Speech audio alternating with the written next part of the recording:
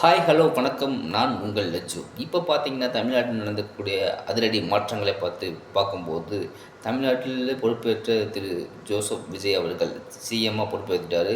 இப்போ இந்த தமிழ்நாட்டில் அதிரடி மாற்றங்கள் நிறைய நடந்துகிட்ருக்குங்க. எலெக்ஷனுக்கு முன்னாடி பார்த்திங்கன்னா, நம்ம எம்எல்ஏக்கள்லாம் வாக்கு சேகரிக்க போகும்போது பார்த்திங்கன்னா, ஒவ்வொரு வாக்குறுதி கொடுத்துருப்பாங்க.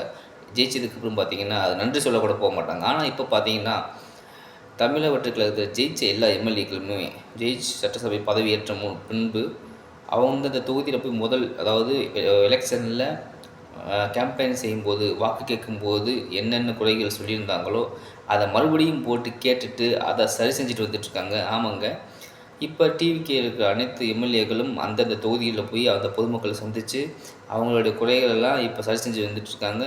இப்போ இதுவரைக்கும் பார்த்திங்கன்னா, இதுவரைக்கும் நடந்திடாத அந்த 55, 60 ஆண்டு ஆட்சி வரலாற்றில் நடந்திடாத புதிய திட்டங்கள் இப்போ உடனுக்குடன் நிறைவேற்றிருக்கு. ஸோ மக்கள் மத்தியில் இந்த டிவிகேவுக்கு அதிக வரவேற்பு இருக்கிறதுங்க. இப்படியே நடந்துகிட்டு இருந்துச்சுன்னா டிவிகே 2026 மட்டும் இல்லைங்க, 2031லேயும் திரு ஜோசப் விஜய் அவர்கள் தான் இருப்பார் என்பது இருக்கப் போகிறார் என்பதை அடித்து கூறலாம். அதற்கான மாற்றம் கண்டிப்பாக இருக்குது. இந்த அதிரடி மாற்றம், இந்த கடை அதாவது மது ஒழிப்பு, கடைகள் ஒழிப்பு, ஸோ மக்களுக்கு தேவையான அடிப்படை வசதிகளை